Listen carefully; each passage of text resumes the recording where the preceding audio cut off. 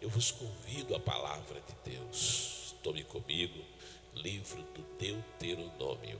É o 5º livro da Bíblia.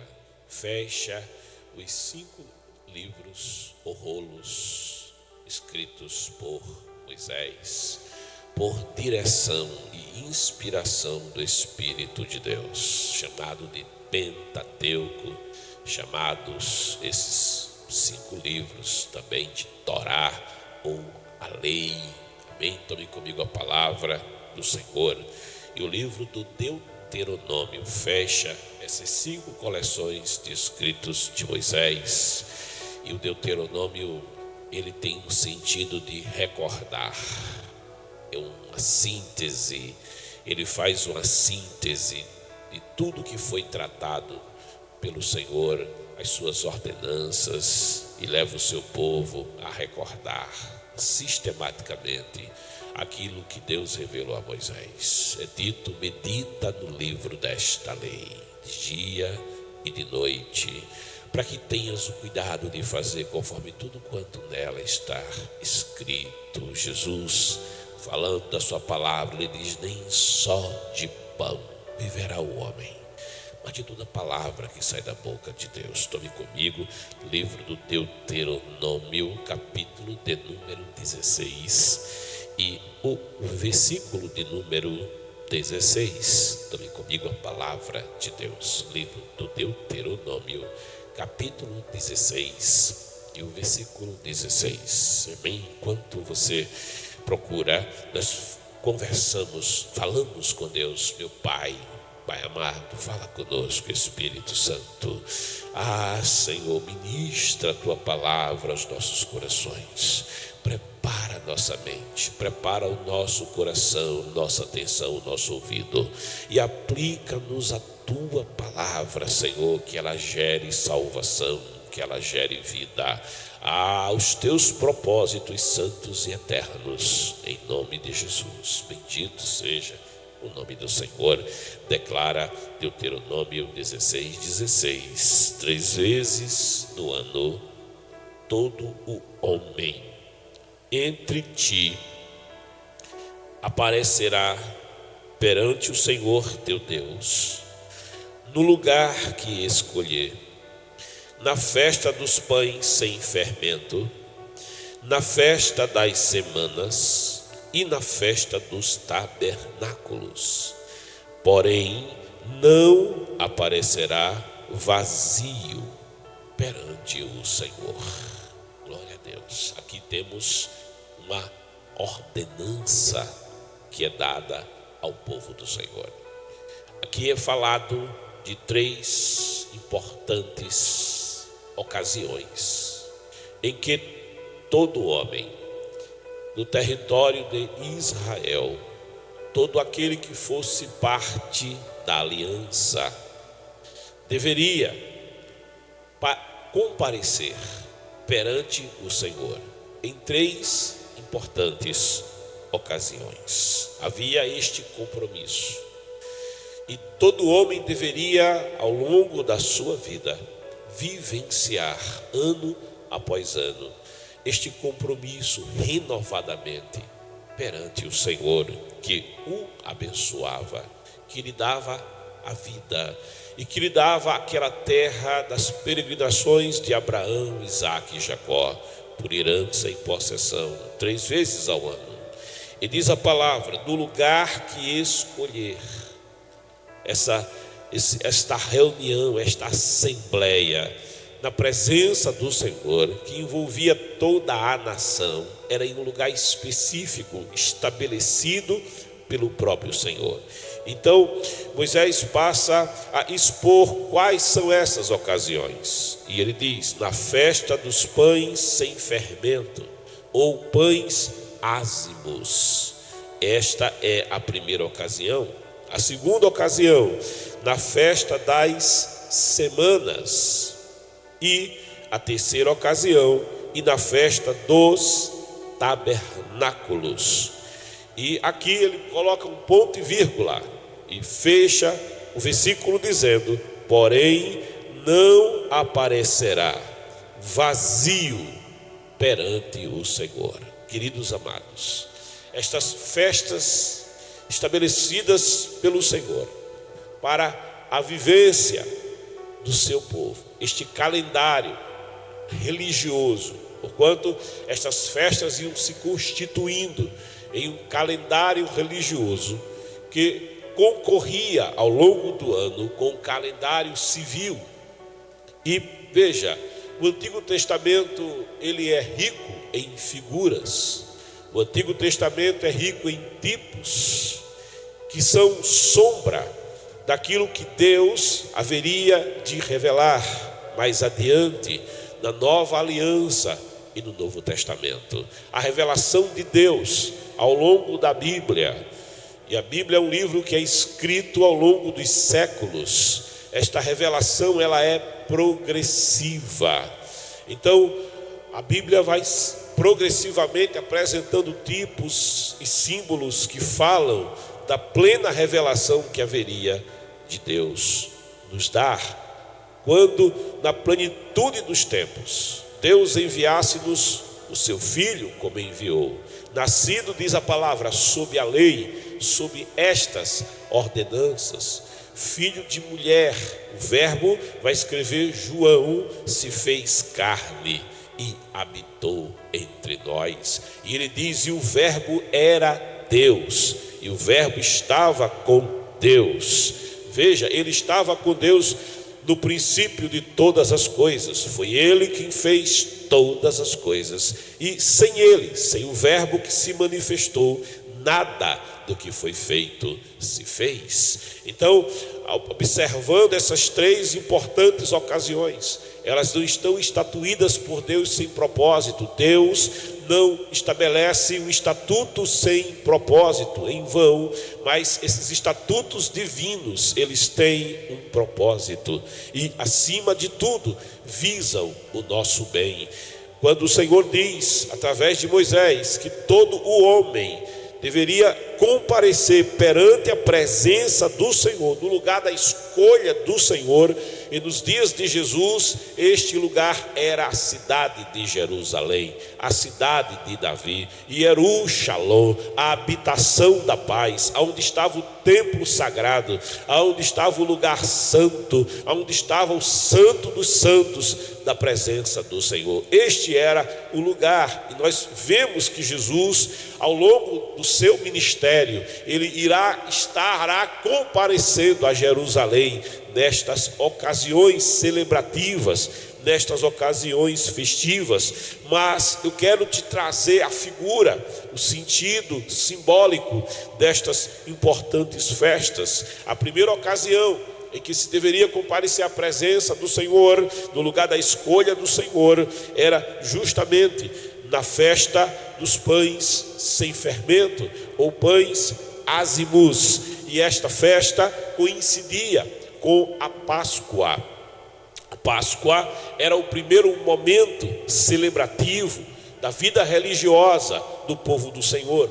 No versículo 1 deste capítulo, inicia Moisés escrevendo, dizendo: guarda o mês de Abibe, este mês. Veja, Abibe era o primeiro mês do calendário para o povo do Senhor, porquanto quando o Senhor tirou o seu povo do Egito, ele vai dizer: este mês será para vós o primeiro dos meses do ano. O Senhor estava agora inaugurando um novo tempo na vida do seu povo.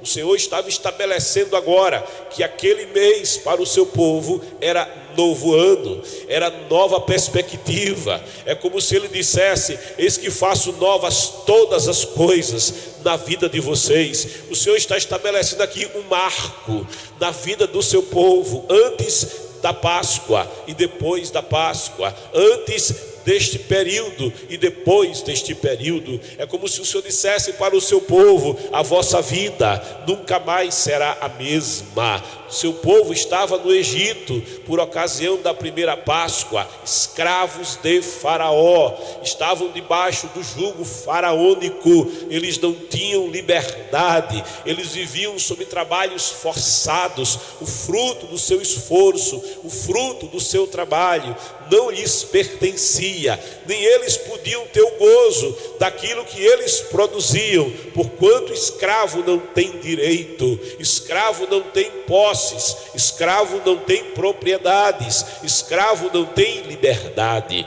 Por isso diz o versículo 1: guarda o mês de Abibe e celebra a Páscoa. A palavra Páscoa vem de Pessah, e a palavra Pessah fala de passagem. É o tempo da passagem, e esta passagem vai acontecer na vida do povo do Senhor, por ocasião da última praga que vem sobre todo o Egito.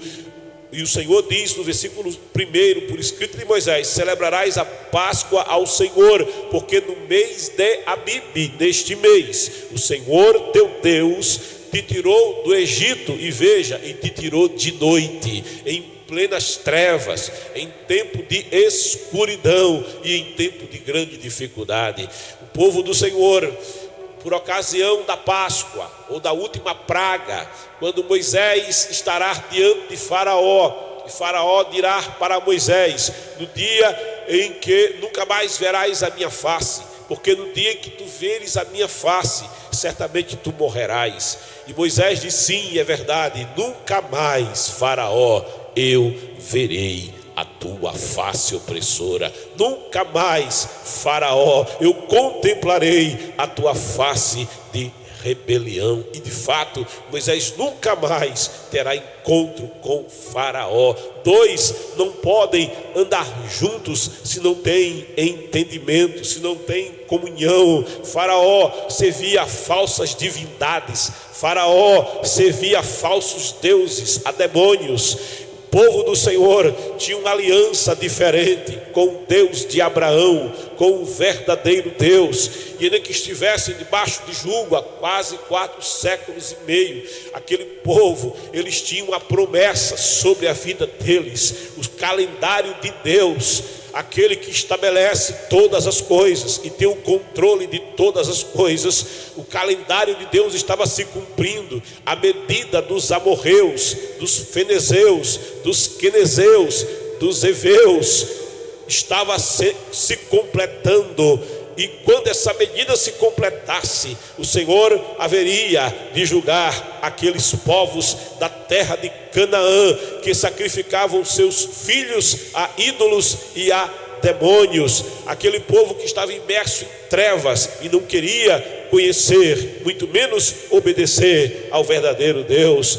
Faraó então detinha o povo de Deus debaixo do seu jugo, e aquele povo estava escravizado. Mas o Senhor havia dito a Moisés: neste mês eu começo uma nova etapa na vida do meu povo. Nesse mês eu estou mudando a caminhada do meu povo, a jornada do meu povo. Eu estou fazendo coisa nova na vida do meu povo. Os grilhões que prendem o meu povo serão arrebentados. As prisões de escravidão que escravizam o meu povo serão quebradas. O jugo que está sobre o meu povo será removido, e o meu povo viverá a liberdade. Se pois o Filho vos libertar, verdadeiramente sereis livres, bradará o Senhor Jesus Cristo no Evangelho segundo João. Queridos amados, então o Senhor estabelece junto a Moisés que cada um escolheria para si no 10º dia de Abibe um cordeiro, sim, um cordeiro para comer com a sua família. E se a família fosse pequena, famílias seriam juntadas para que o cordeiro fosse comido completamente, porquanto no dia seguinte nada, absolutamente nada dele sobraria. E eles deveriam tomar este cordeiro, e à tarde, no 14º dia de Abibe, eles deveriam sacrificá-lo ao Senhor. O seu sangue seria utilizado para fazer uma marca nas vergas das portas e nos seus umbrais, e aquele povo deveria comê-lo apressadamente. As portas deveriam estar fechadas, eles deveriam comê-lo, estando eles vestidos, cingidos, com roupa de viagem, sapatos nos pés, cajado na mão. Eles comeriam este cordeiro às pressas, porquanto o tempo da visitação do Senhor estava para acontecer, e seria muito rápido quando o anjo da morte ele percorreria todo o território do Egito. Ele passaria em cada casa do Egito, desde a casa do servo mais simples, desde a casa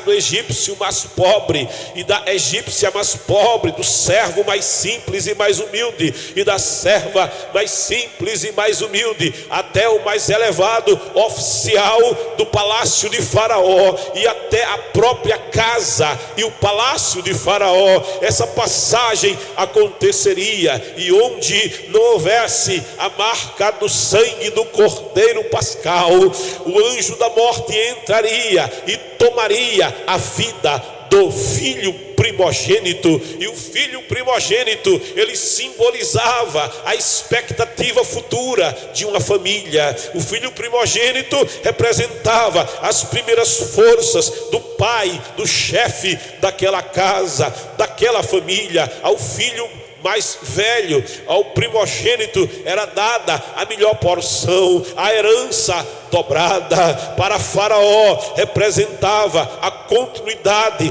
da dinastia sobre o trono.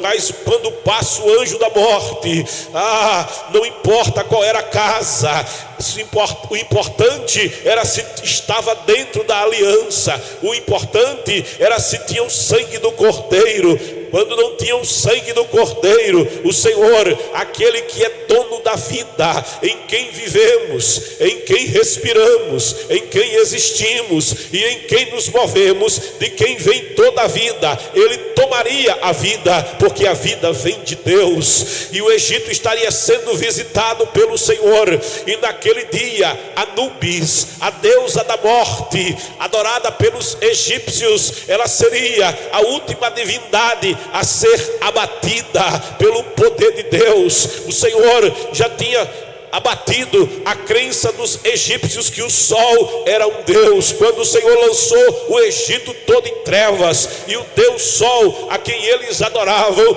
não pôde socorrê-los e nada pôde fazer. Os egípcios criam que o Nilo também era um Deus, mas o Senhor converteu as águas do Nilo em sangue, e a divindade Nilo, a quem os egípcios adoravam, era impotente diante do verdadeiro Deus. As rãs, as moscas e toda aquela cultura de idolatria que adoravam falsos deuses foi sendo abatida, e os egípcios iam percebendo que o verdadeiro Deus não era Anubis, o verdadeiro Deus não era o sol, muito menos Faraó, que se considerava a encarnação do Deus Sol.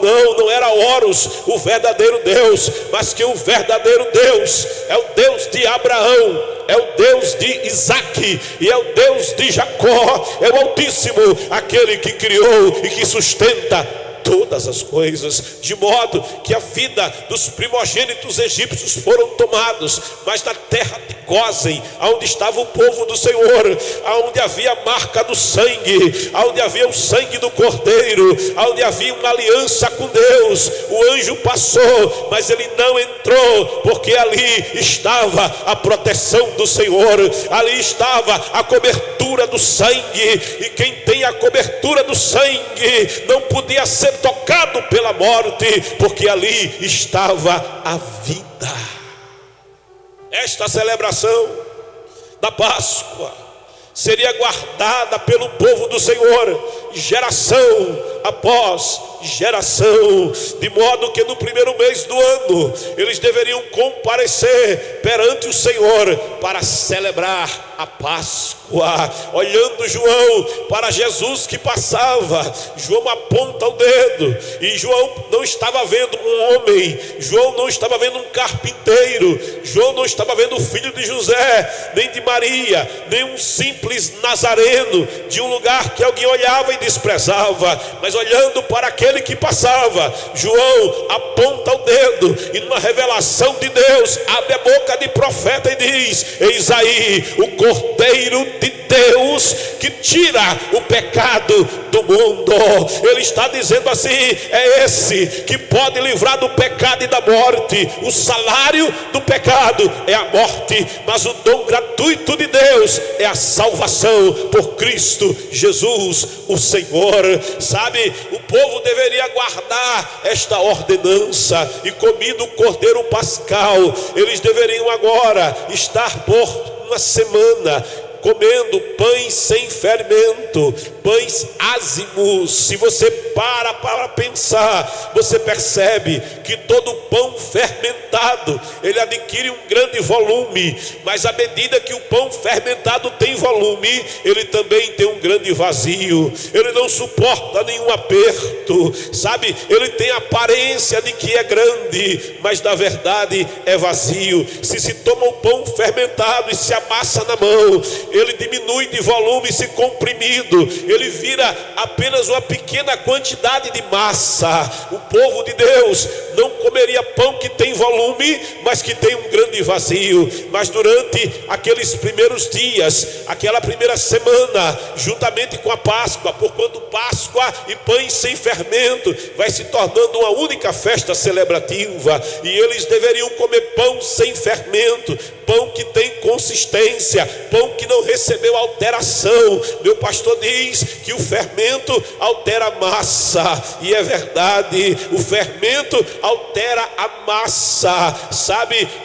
O fermento é estranho à massa, o fermento contamina a massa, e isto simboliza a contaminação pelo pecado. Deus estava dizendo para o seu povo que ele estava tirando o seu povo para viver junto de um Deus que é santo, e diante de um Deus que é santo, aquilo que altera, aquilo que leveda, aquilo que contamina, a contaminação química, a contaminação cultural, a contaminação ideológica, a contaminação de costumes que são terríveis diante de Deus. Esses costumes, essas práticas malignas, elas não deveriam estar no povo que servia e que seguiria agora a um Deus santo, um povo que estava sendo arrancado das garras da escravidão para viver em liberdade. Olha, todo homem, quando vive debaixo do pecado, ele é escravo do pecado, assim como o povo do Senhor era escravo de Faraó. Assim também o pecador é escravo não de Faraó, mas se torna um escravo do príncipe deste século, a saber, o adversário das nossas almas, aquele que veio para matar, roubar e destruir por conta do pecado, cujo salário é a morte. O Senhor Jesus vai declarar: aquele que pratica o pecado se torna escravo, escrava do pecado. É aquela pessoa que fuma e não consegue largar, que bebe e não consegue largar. Há quem diga que basta uma só pedra de crack, e aquele que consome uma única pedra de crack se torna escravo do crack. Escravos da maconha, escravos da cocaína, escravos da heroína, escravos do sexismo, escravos da prostituição, escravos da idolatria, escravos da corrupção. O homem do pecado é escravo. O apóstolo Paulo vai dizer: quem me livrará do corpo desta morte? Ele vai declarar dizendo: porque o que eu quero fazer, isto eu não faço, e o que eu preciso fazer, eu não faço. O apóstolo Paulo vai dizer: sabe, eu sei em mim mesmo que isto aqui não é bom para mim, mas eu não consigo deixar de fazer, e o que eu preciso fazer e que é bom para mim, eu não consigo fazer. E ele diz: miserável o homem que eu sou. E ele brada: quem me livrará? Quem me livrará? João sabia quem é que pode tirar o homem da escravidão e do pecado, do vício e da droga. Ele aponta o dedo dizendo: eis aí, é o Cordeiro de Deus que tira o pecado do mundo. Se pois o Filho vos libertar, verdadeiramente sereis livres. Jesus é aquele que liberta da opressão do pecado. Jesus é aquele que liberta da opressão dos demônios. Jesus, ele tem liberdade para o pecador arrependido, para todo aquele, e ele diz: aquele e aquela que vem a mim, de maneira nenhuma lançarei fora. João vai escrever em sua primeira epístola dizendo: se dissermos que não temos pecados, mentimos e a verdade não está em nós. Salomão vai dizer: não há homem que não peque, mas João vai declarar dizendo: mas se confessarmos os nossos pecados, ele é fiel e justo para nos perdoar os pecados e nos purificar de toda a injustiça. Aquele que confessa e deixa alcança misericórdia. Ao coração contrito e quebrantado não desprezarás. Ó Deus, Jesus, ele declara: eu vim buscar e eu vim salvar o que se havia perdido. Jesus é a liberdade para você. Sabe, quando nos encontramos com Jesus, quando entregamos a Jesus a nossa vida, quando entramos na aliança com Jesus, ele que verteu o sangue, dizendo: este sangue é o sangue da nova e eterna aliança, que é derramado por vós para a remissão dos pecados, para que a conta seja paga, para que a libertação aconteça. Oh, aleluia! Se pois o Filho vos libertar, sereis verdadeiramente livres. A Páscoa simbolizava a libertação. Comer aquele pão sem fermento significava: eu não estou vivendo mais no pecado, mas eu nasci de novo. Jesus disse para Nicodemos: você precisa nascer de novo. Quem nasce de novo não come mais o que comia, não se alimenta mais do que se alimentava, não come fermento, não. A palavra de Deus vai afirmar dizendo, Jesus vai declarar dizendo: nem só de pão viverá o homem, mas de toda a palavra. A palavra é o pão não fermentado, a palavra tem consistência, a palavra alimenta, a palavra gera fé, a palavra muda a mente. Quem se alimenta da palavra, quem é nutrido pela palavra, quem vive esta palavra, quem caminha com esta palavra, lâmpada para os meus pés é a tua palavra. Não para, escuridão não detém, escuridão não prende, força tenebrosa não consegue conter. E é por isso que o povo de Deus diz o versículo 1: o Senhor teu Deus te tirou do Egito de noite, ele te livrou das forças das trevas que te prendiam. Eles vão guardar aquela semana comendo pão sem fermento. Eu me lembro que quando criança, no tempo da Páscoa, andando eu lá em casa, do lado de fora, eu encontrei uma lata com fermento. E eu, quando vi a lata, estava escrito fermento, e eu estranhei. Mamãe deve ter esquecido essa lata aqui do lado de fora de casa. E peguei a lata e fui devolver para a mamãe. Quando a mamãe viu, disse: não, meu filho, é tempo de Páscoa, e na Páscoa não pode ter fermento dentro de casa. Eu não entendi muita coisa, mas eu fui colocar a lata lá no lugar que ela tinha colocado, do lado de fora da casa. Sabe, querido, querida, quando você entra em aliança com Deus, a santidade fica do lado de dentro. Jesus passa a habitar com você na casa, o cordeiro passa a estar dentro da casa, e o fermento passa a viver do lado de fora da tua vida, do lado de fora da tua família, do lado de fora da tua casa, do teu viver. Assim o povo do Senhor comparecia nesse tempo de celebração, depois que terminava esse período em que o povo do Senhor estava se santificando, comendo pães asmos, sem fermento. Era iniciado então um tempo de colheita. Oh glória! O Senhor haveria de abençoar o seu trabalho. O Senhor, a bênção do Senhor estaria sobre eles, desde o início até o final do ano. Os olhos do Senhor os acompanharia, onde eles colocassem os pés e as mãos, e o trabalho, e o esforço. E o Deus que abençoou Abraão, e o Deus que abençoou Isaque, e o Deus que abençoou Jacó, haveria de abençoar o seu trabalho, os seus rebanhos, os seus filhos. Sim, as suas panelas, eles viveriam a bênção do Senhor. Em Deuteronômio capítulo 28 vai dizer: se atentamente atentares para as palavras que hoje vos tenho falado, e guardares esta palavra, é pão sem fermento, e viveres em santidade na presença do Senhor, afirma ali em Deuteronômio 28, o Senhor teu Deus te abençoará. Lá no campo Ele te abençoará, e na cidade Ele te abençoará. Ao chegares Ele te abençoará, e ao saíres Ele te abençoará. Oh, aleluia! Eles veriam um tempo de colheita, sabe? A igreja do Senhor Jesus Cristo, ela também vive um tempo de labores, de semeadura e de colheita.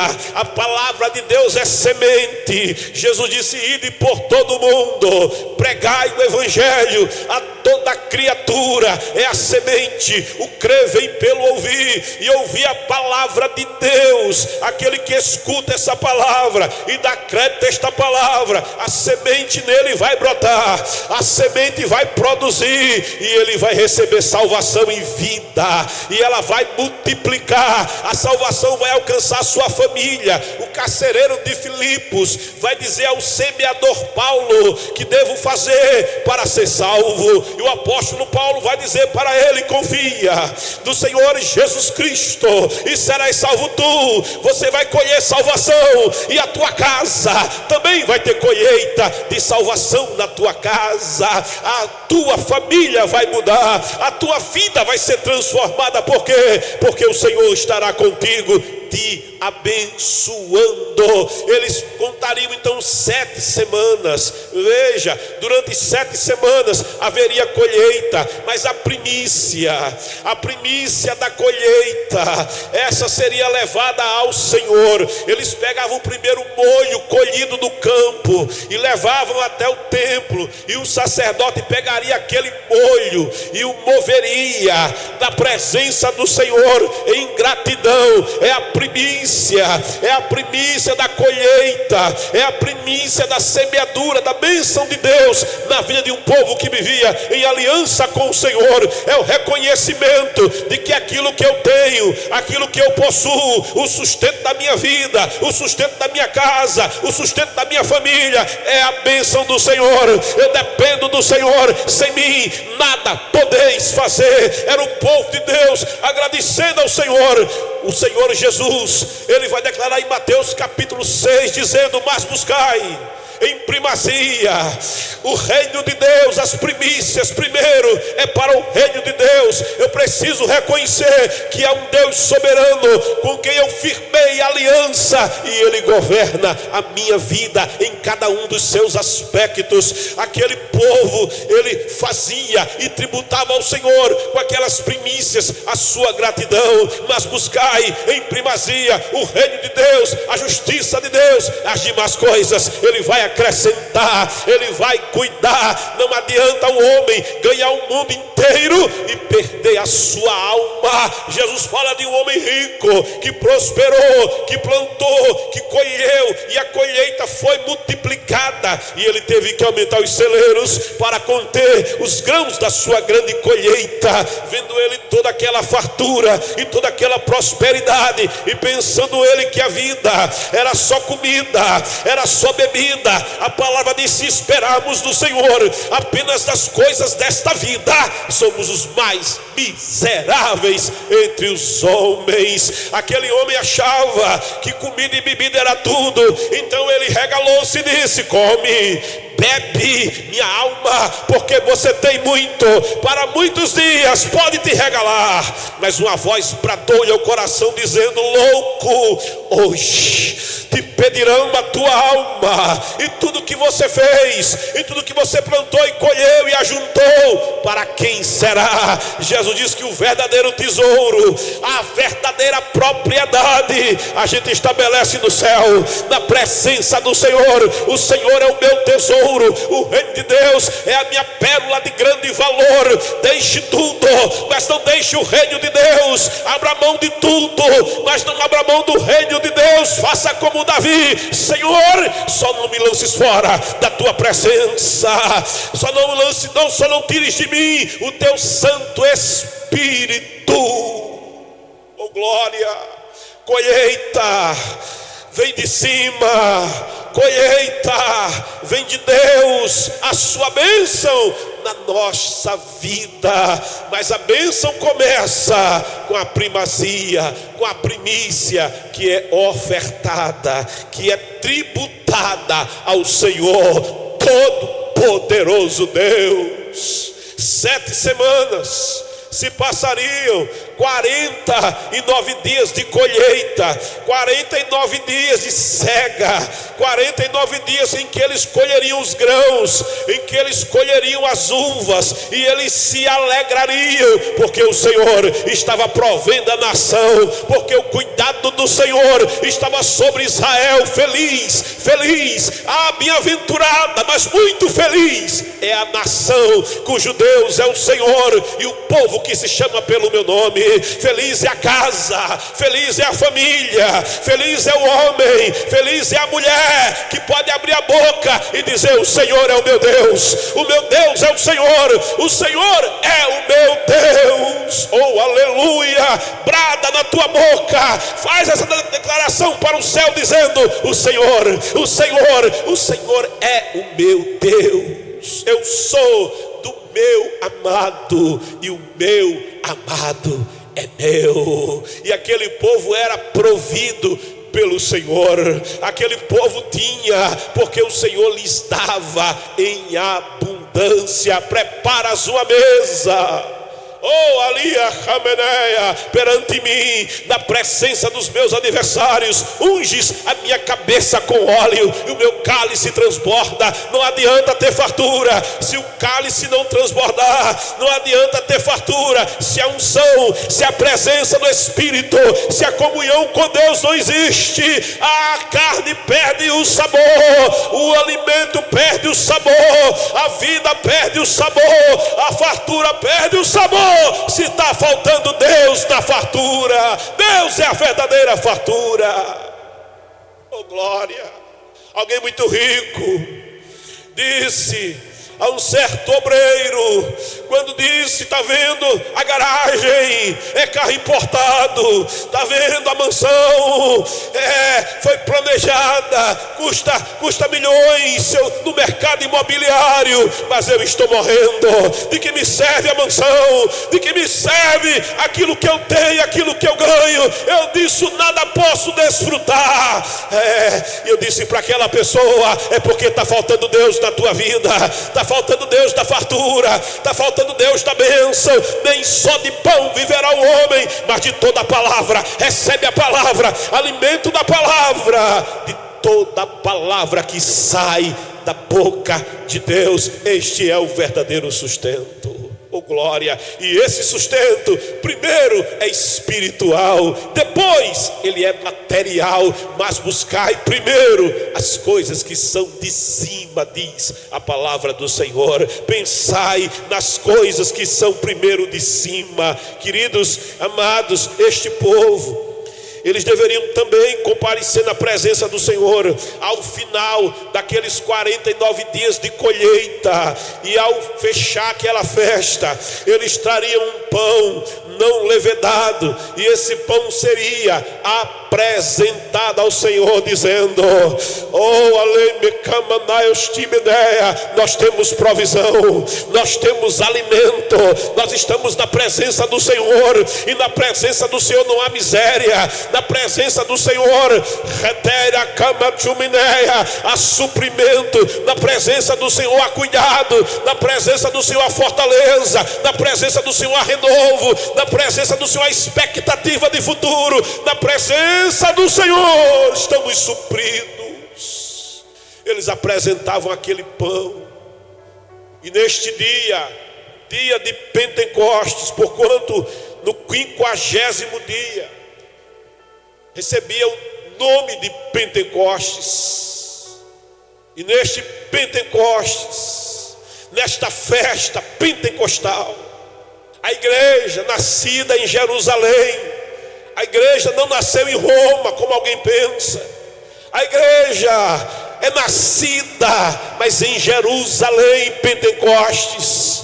E essa igreja que nasceu em Pentecostes, ela ouviu a ordenança do Senhor dizendo: na sua assunção aos céus, ficai em Jerusalém, permanecei na habitação da paz, na casa da paz, até que venha a promessa, até que do alto sejais revestidos de poder. E eles ficaram naquele tempo de colheita, na presença do Senhor, buscando a face do Senhor. E no 50º dia, Pentecostes, eles estavam reunidos juntos no mesmo lugar, na presença do Senhor, buscando a primícia, a promessa, o suprimento, a colheita que vem de cima. E de repente, um vento veemente, quem busca em oração encontra, quem bate em oração, a porta se abre, quem pede em oração recebe. De repente, um vento veemente, impetuoso, no tempo de Deus, é dele o querer e é dele o efetuar. Ele nem atrasa e nem adianta, mas ele tem o controle de todas as coisas. De repente, é o tempo de Deus, vento veemente e vento impetuoso.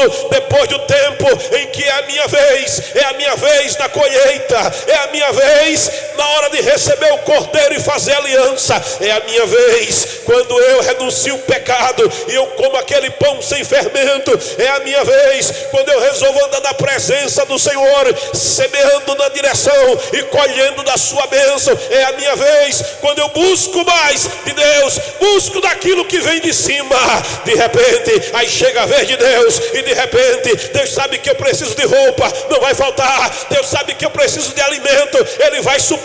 Mas eu preciso mais que roupa, mais que comida e mais que bebida. De que adianta roupa, comida e bebida se eu não tiver a presença do Senhor? Eu vou ser como pão de fermento, volume por fora e oco por dentro.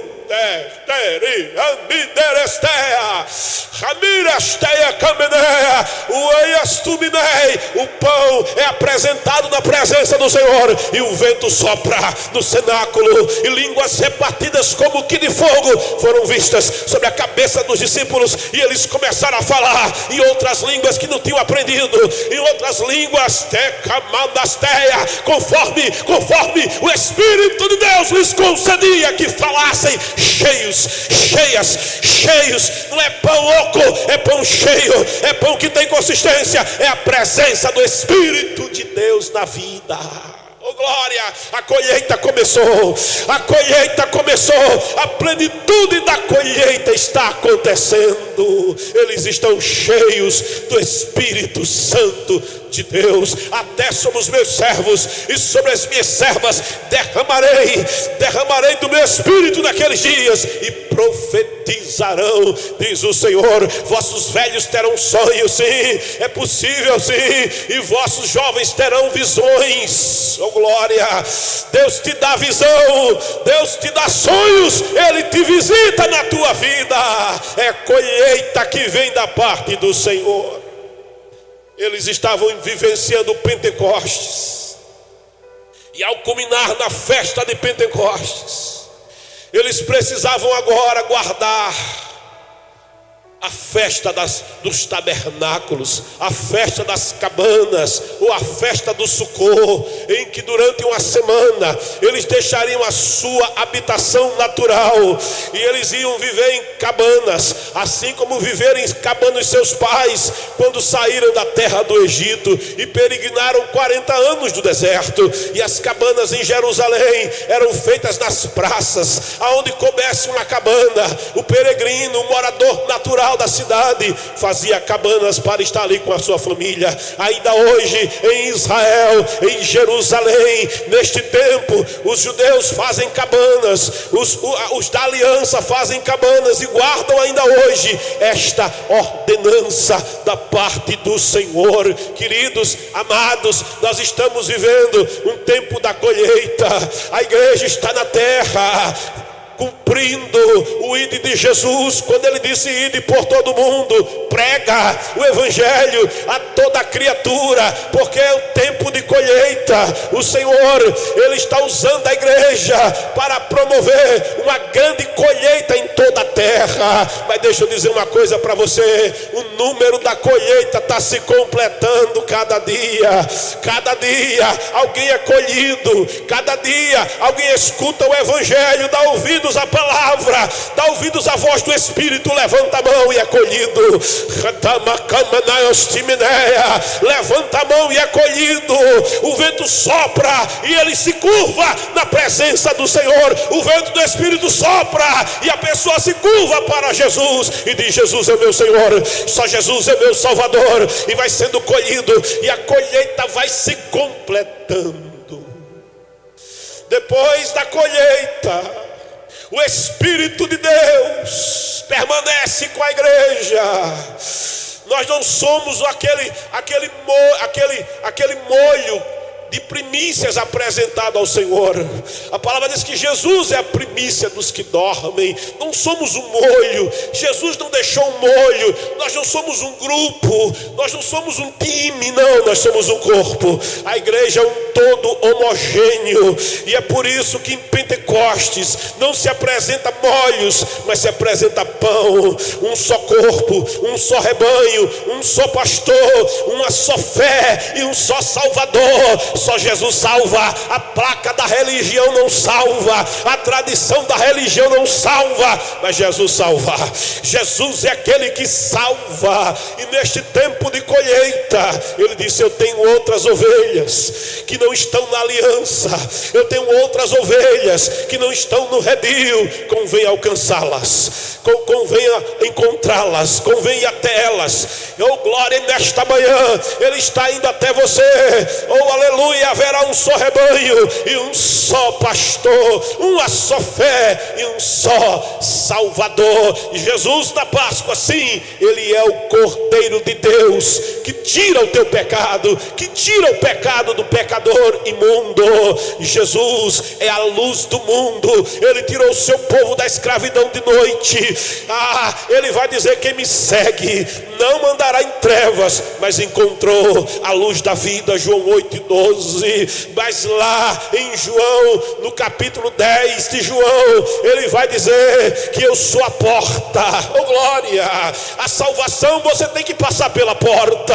A porta é Jesus. Ele diz: quem entrar por mim entrará e será salvo. Não só vai encontrar salvação, mas colheita. Entrará e vai encontrar pastagem. Quem encontra pastagem não morre de fome. Tem alimento para você, tem descanso para você, tem cuidado de Deus na tua vida. Entra pela porta. A porta é Jesus. Jesus em João 10 ainda vai dizer: eu sou o bom pastor, e o bom pastor dá a sua vida pelas suas ovelhas. Sabe, Jesus é aquele que cuida, e como bom pastor ele alimenta as suas ovelhas. Ele disse: eu sou o pão da vida. Aquele que come deste pão nunca mais terá fome, nunca mais terá sede. Ele é o bom pastor que cuida do rebanho. Ele é o bom pastor que guarda o rebanho. O ladrão, o adversário da tua alma, sim, ele veio para matar. Ele não quer você vivo,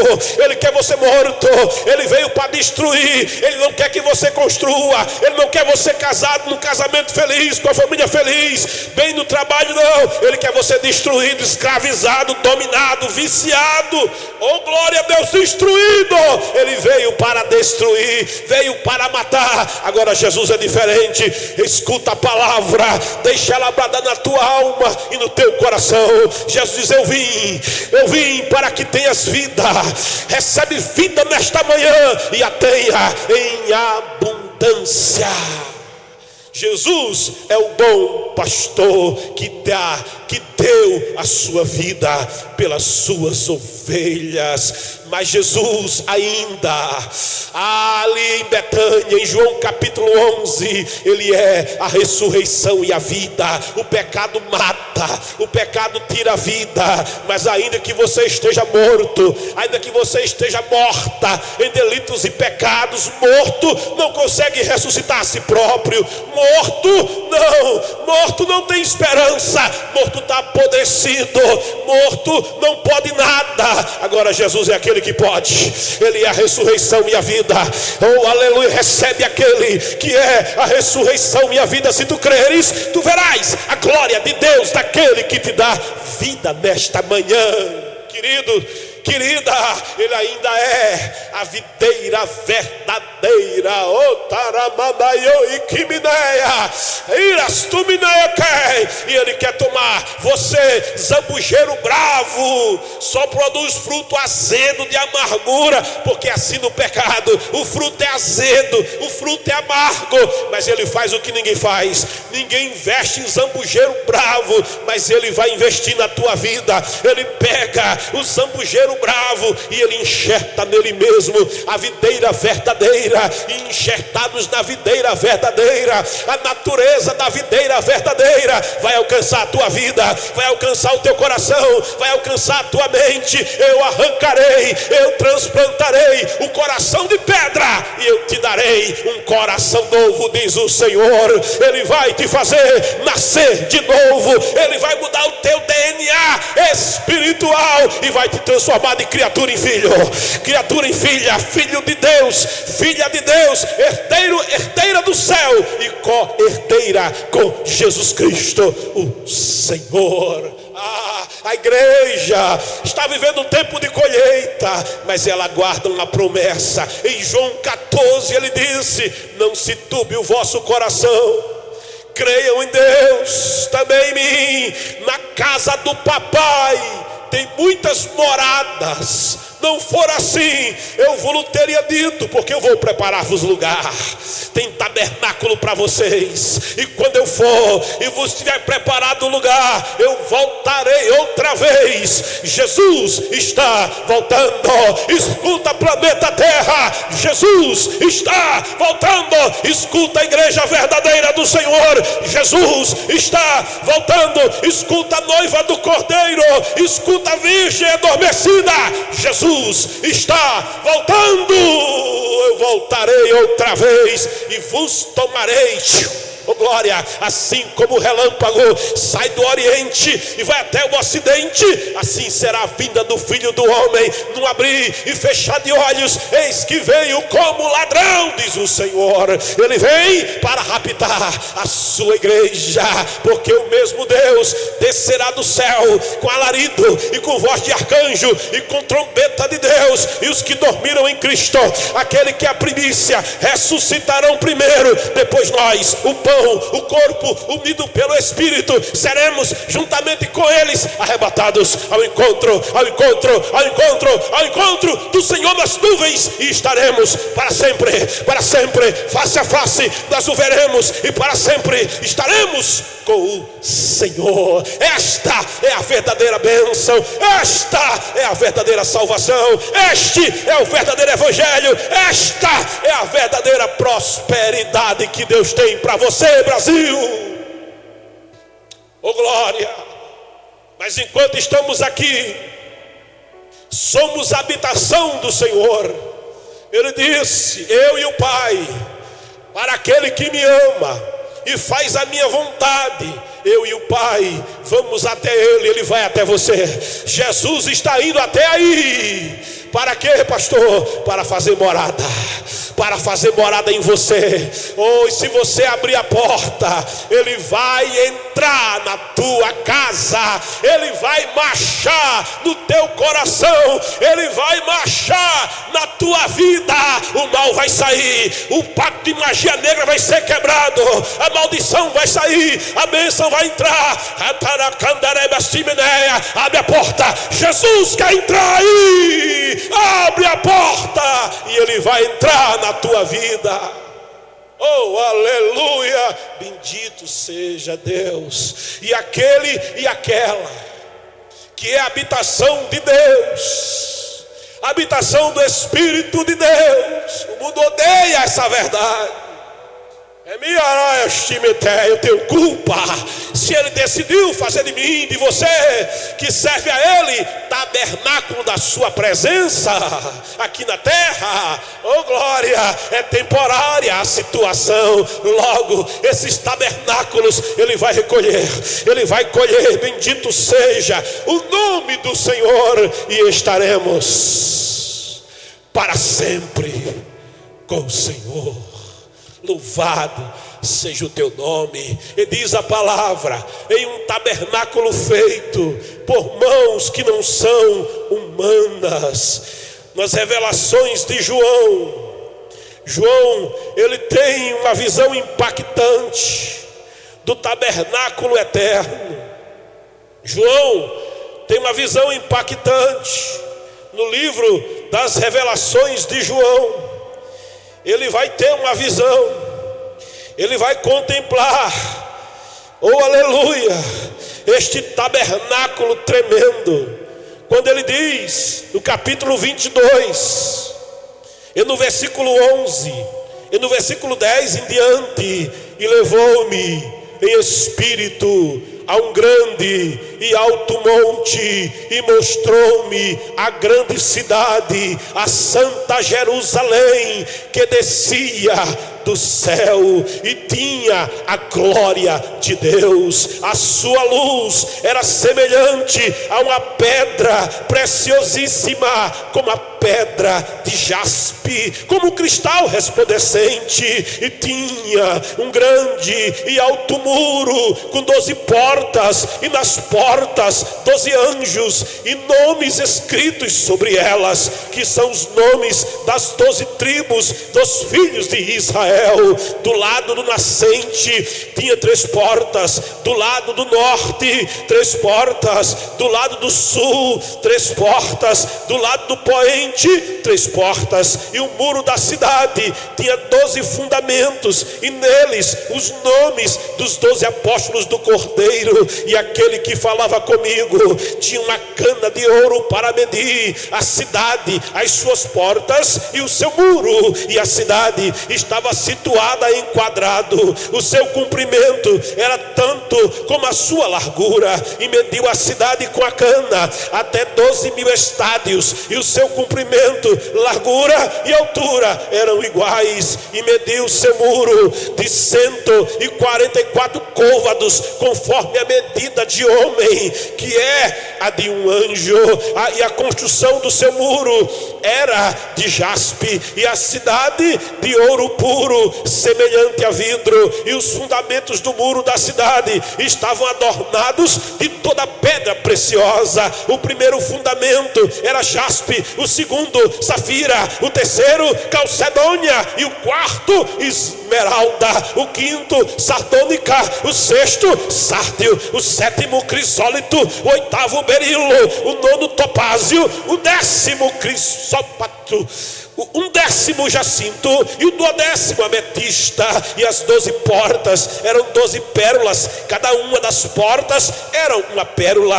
E a praça da cidade de ouro puro, como vidro transparente, e nela não vi templo, porque o seu templo é o Senhor Deus Todo-Poderoso e o Cordeiro. E a cidade não necessita de sol nem de lua para que nela resplandeçam, porque a glória de Deus a tem bem iluminada, e o Cordeiro é a sua lâmpada, e as nações dos salvos andarão à sua luz, e os reis da terra darão para ela a sua glória e honra, e as suas portas não se fecharão de dia, porque ali não haverá noite, e a ela trarão a glória e a honra das nações, e não entrará nela coisa alguma que contamine e cometa abominação e mentira, mas só os que estão escritos no livro da vida do Cordeiro de Deus, que tira o pecado do mundo. Se você crê no Cordeiro, Ele vai escrever o teu nome no livro da vida. Sim, Ele vai tirar o fermento do pecado da tua vida. Ele vai tirar a alteração que o pecado fez na tua natureza, te tornando caído, te tornando caída. Ele vai te regenerar, Ele vai te fazer de novo, Ele vai te libertar, Ele vai te salvar, e tu comparecerás na presença do Senhor, como diz a ordenança da palavra de Deus. Porém não aparecerá vazio perante o Senhor, mas você vai comparecer naquele dia na presença do Senhor cheio da glória de Deus na tua vida, desta salvação que Jesus conquistou para você, que Jesus conquistou para mim na cruz do Calvário, sem que merecêssemos, porque éramos escravos e não podíamos ser libertos por nós mesmos. Mas Jesus veio para te dar vida, Jesus veio para te dar salvação. E nesta manhã eu pergunto para aquele e para aquela que ouviu essa palavra: que devo fazer? Que devo fazer para ser liberto? Para também ser liberta? Oh glória! Entrega a tua vida a Jesus Cristo, o Cordeiro de Deus. Começa com o Cordeiro, começa com você abraçando o Cordeiro, começa com você levando o Cordeiro para casa. Eita glória! No 10º dia, cada família tomava um cordeiro e levava o cordeiro para casa. Toma o cordeiro e faz como Zaqueu. Receba Jesus em tua vida, receba Jesus no teu ser, no teu coração, e serás salvo, e serás salva ainda hoje. Agora escreva: eu quero Jesus. Escreve: eu quero Jesus. Escreve: se com a tua boca confessares Jesus Cristo é o Senhor, serás salvo. Se não te envergonhares de mim na presença dos homens, eu não me envergonharei de ti na presença do meu Pai. Escreva: vem para Jesus. Escreve: eu quero Jesus, eu quero Jesus, o pecado vai sair. Eu quero Jesus, as amarras vão ser arrebentadas. Escreve: eu quero Jesus, a maldição vai ser quebrada. Escreve: eu quero Jesus nesta manhã. Oh glória a Deus! Vem, aleluia, vem para Jesus. Oh, esta é a decisão que você precisa tomar: comparecer na presença do Senhor. Alguém podia dizer: eu não vou para a festa, eu não vou para a festa, eu não vou comer o pão asmo, eu não vou levar o cordeiro para casa. Oh querido, a decisão é uma decisão importante, você vai tomá-la. Se você disser: eu estou deixando para depois, então você também está decidindo que não quer Jesus, porque depois você não pode saber, depois você não sabe se terá nova possibilidade ou oportunidade. Agora, no dia de hoje, toma a tua decisão, porque Jesus quer dizer para você o que ele disse para um pecador que disse: lembra de mim quando entrares no teu reino. E Jesus disse: hoje te digo, estarás comigo no paraíso. Como ele disse para Zaqueu: hoje entrou salvação nesta casa. A salvação quer entrar, mas você tem que abrir a porta. Abra a porta para Jesus. Luciene Mendes Brito, aleluia, eu quero Jesus. Começou uma festa no céu. Escrito está que a festa no céu por um pecador que diz eu quero Jesus. Oh glória, é o pecador arrependido que diz isso, eu quero Jesus, do que por uma multidão inteira que pensa eu não preciso de Jesus. Vem, faz, dá o teu passo também. Vem junto com a Luciene, Ana Célia. Eu quero Jesus. A festa está dobrando. Oh glória, vem para Jesus. Escreve, eu quero Jesus. Eu quero Jesus. Eu quero. Escreve, toma a tua decisão. O céu está prestando atenção em você. Os olhos do Senhor estão te alcançando nesta hora. Escreve, escreve. Eu quero. Satanás não quer que você escreva. Os demônios estão te prendendo, dizendo faz isso não, desiste não da escravidão. Sai do Egito, sai da morte, sai do vício. Vem para Jesus agora. Escreva, eu quero, oh glória, eu quero Jesus na minha vida. E Ele vai entrar, eu tenho que parar, amém? É a hora, glória a Deus.